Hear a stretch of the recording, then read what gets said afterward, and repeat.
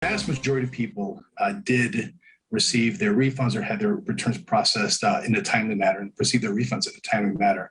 But those people who haven't, it's absolutely understandable that they're frustrated, that they're concerned. More than 3 months after the tax filing deadline, millions of Americans are still waiting for their refunds, including a Columbus woman who says the IRS told her that her return had changed and it's because she moved to a new home.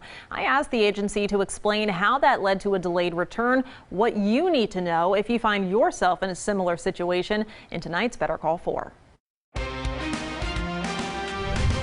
April's tax filing deadline has come and gone, but millions of Americans are still waiting for their refunds. And according to IRS spokesperson Luis Garcia, there are several reasons why: staffing shortages, tax law changes, errors on returns, and paper. Paper is our kryptonite. Paper is just really slows everything down. Many of you affected by the delay have contacted Better Call 4, including one Columbus woman who tells me she has not yet received the more than $2,600 she's owed.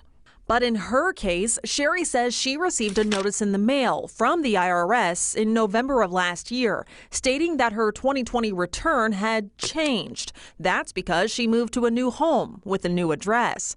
Sherry says she checked the status of her return on irs.gov.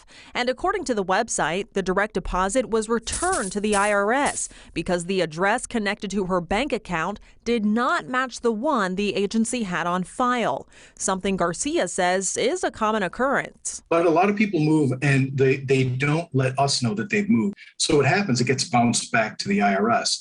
And what we do is we hold on to it until you file again.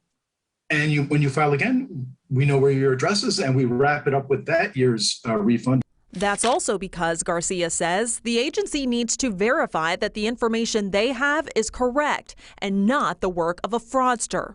We want to make sure that this is in fact you and not somebody trying to take your money. But again, Garcia says that's going to take some time to sort out. It's your money. We don't want it. We want to get it to you. Please be patient. We're doing the best that we can with what we have, but we want to do it the right way so that we're not giving money out to criminals. Garcia also tells me that the IRS has 45 days after the filing deadline to process returns and send refunds. But after that, the agency tacks on interest. So you'll get your money, and if it's late, you'll get it with interest. Again, if you want to check the status of your return, calling the IRS is not the way to do it. Because of staffing issues, you're just going to end up on hold. So the best way to do it is to go straight to the IRS website. And I do have a link directly to that for you in this story on NBC4i.com.